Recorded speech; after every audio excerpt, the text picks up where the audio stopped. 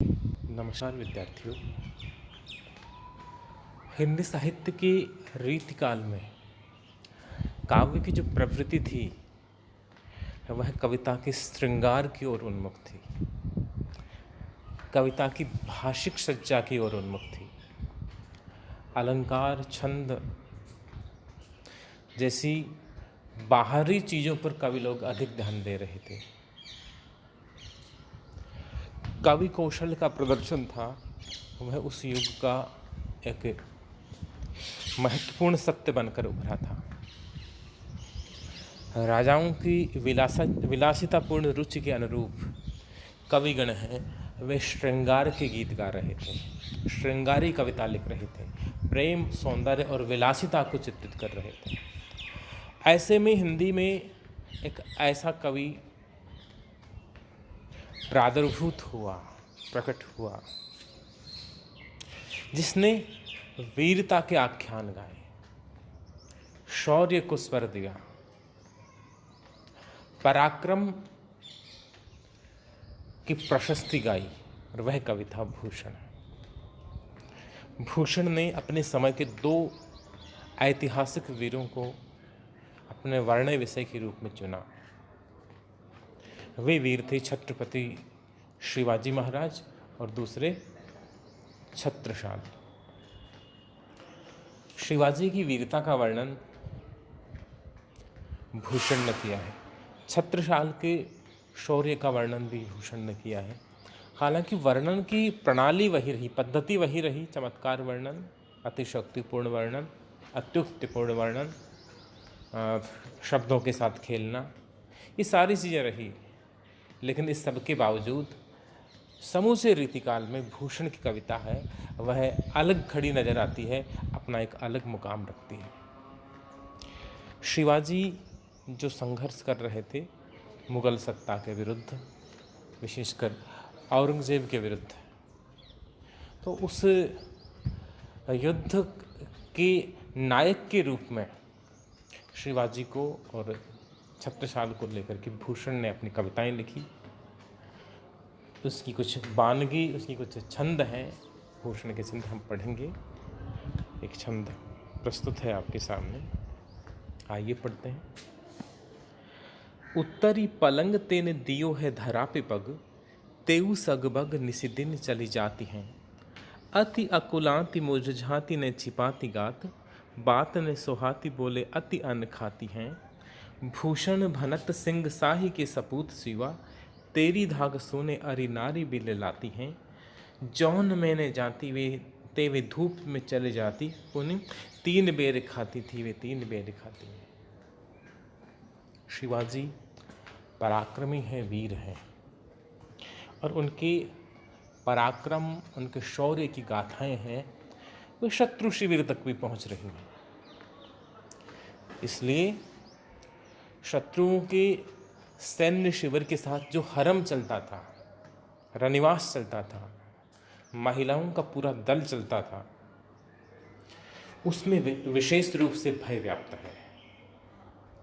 और वे ऐशो आराम की जिंदगी जीने वाली बेगमें, शान और शौकत के साथ विलासितापूर्ण जीवन जीने वाली मुगलों की जो स्त्रियां हैं, वे शिवाजी को लेकर सदैव सशंकित रहती हैं, आशंकित रहती हैं, डरी हुई रहती हैं। और उनका क्या हाल है उसका वर्णन शिवाजी ने चमत्कारपूर्ण ढंग से किया है। आइए पढ़ें। उत्तरी पलंग तिने दियो है धरा पे पग, शत्रुओं की वे नारियां जो इतने शान और शौकत में पली हैं, इतनी सुख सुविधाओं में पली हैं कि उत्तरी पलंग तें का अर्थ है से, उन्होंने पलंग से उतर के न दियो है धरा पे पग, जमीन पे कभी पांव ही नहीं रखा। ऐसा हो नहीं सकता कि कोई पलंग से जमीन पे पांव ही ना रखे, लेकिन लाक्षणिक अर्थ है कि वे अत्यंत वैभवपूर्ण वातावरण में, अत्यंत सुख सुविधाओं भरे वातावरण में पली बढ़ी। उन्हें कोई भी काम स्वयं नहीं करना पड़ा। नौकर चाकर, दास दासियाँ, ये सब सदैव उनके लिए उपलब्ध रहे। उतरी पलंग तेने दियो है धरा पे पग, जिन्होंने पलंग से नीचे पांव तक नहीं रखा। तुलसी भी यही लिखते हैं सीता जी की सुकुमारता के लिए। जब वन जाने का प्रसंग आता है तो कौशल्या कहती हैं कि सीन दीन पग अव निकट हो रहा। गोद और हिंडोले को छोड़ करके, झूले और गोद को छोड़ करके सीता ने जमीन पे पाँव नहीं रखा। अभिप्राय है कि सीता बहुत सुकुमारी है, बड़े सुख सुविधापूर्ण परिवेश में पालित पोषित हुई है। शिवाजी के शत्रुओं की स्त्रियों, जो स्त्रियां हैं, महिलाएं हैं, उनकी स्थिति का अंकन भी भूषण इसी प्रकार कर रहे हैं कि उन्होंने पलंग से उतरकर नीचे ज़मीन पे कभी पाँव नहीं रखा था। लेकिन आज उनकी स्थिति ऐसी हो गई कि तेऊ सगबग निशिदिन चली जाती है। तेऊ यानी वे ही जिन्होंने ज़मीन पे पाँव तक नहीं रखा था, वे ही शत्रु नारियां हैं, वे सगबग लगातार निशिदिन चली जाती है, निरंतर चली जा रही है, फटाफट चली जा रही है, तेजी से भागी जा रही है। क्यों भाग रही हैं? उन्हें सूचना मिली, खबर मिली, आशंका हुई है उनको कि शायद शिवाजी दलबल के साथ में युद्ध के लिए आ रहे हैं। अति अकुलाती मूर्झाति ने छिपाती गात, वे अत्यंत व्याकुल हैं, अकुलाती हैं, बहुत दुखी हैं। अकुलाना व्याकुल होना, दुखी होना, परेशान होना। उनका सुकुमार शरीर मुरझा गया है। अति अकुलाति मुरझाति, उनका जो सुकुमार शरीर, सुख सुविधाओं में पला बढ़ा जो शरीर है वो मुरझा गया है, उनकी काया मुरझा गई है। और जो पर्दे में रहा करती थी, जिनकी जो पैर की अंगुली का नाखून तक बाहर दिखाई नहीं देता था, एक तरह से जो ऐश्वर्यम पश्चात नायिका जो होती हैं कि सूरज तक ने जिनके शरीर के दर्शन नहीं किए, ऐसी आज स्थिति ये हो गई कि अति अकुलाति मुरझाति ने छिपाती गात।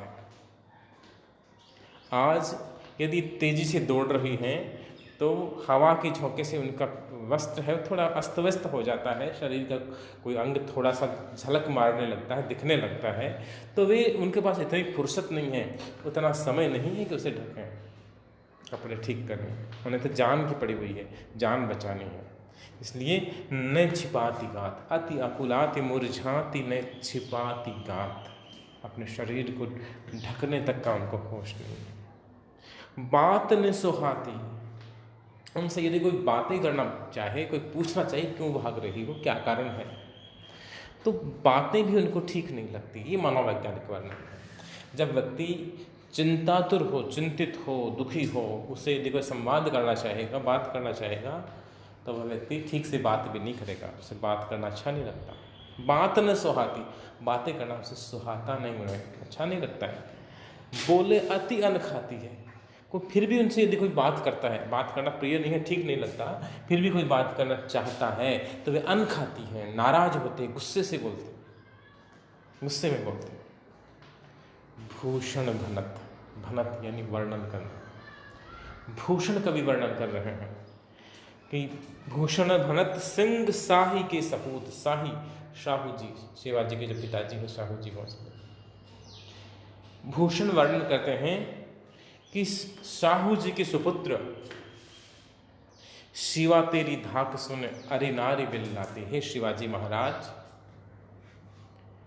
तुम्हारी धाक सुन करके, तुम्हारा प्रभाव सुन करके, तुम्हारे दबदबे की खबर सुन करके, और अरि नारी, अरि यानी शत्रु, दुश्मन, नारी स्त्री, दुश्मन की स्त्रियां हैं, वे बिललाती हैं, विलाप कर रही हैं, जोर जोर से रो रही हैं।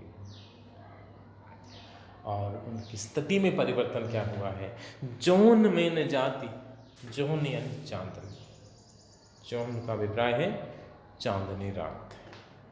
चांदनी सुहानी होती है, इसका विलोम है धूप, चिलचिलाती धूप। जौन में न जाती, जो चांदनी रात में भी पैदल नहीं चलती थी, तेवे धूप चली जाती, जो चांदनी रात में न घर से बाहर नहीं निकलती थी, पैदल नहीं चलती थी, वे अब धूप में चली जा रही हैं। जौन में न जाति तेवे धूप चली जाति पुनि, 3 बेर खाती तेवे 3 बेर खाती। 3 बेर, यमक का सौंदर्य है पंक्ति में, 3 बेर खाती। यहाँ अभिप्राय है कि वे दिन में 3 समय भोजन करती थी, सुबह, शाम और दोपहर को 3 बार भोजन किया करती थी। लेकिन आज उनके भोजन का, खाने पीने का कोई ठौर ठिकाना नहीं है। इसलिए वे वन में मिलने वाले जो झाड़ी के जो बेर हैं, 3 बेर खाती हैं। 3 बेर खाती थी वे, 3 बेर खाती।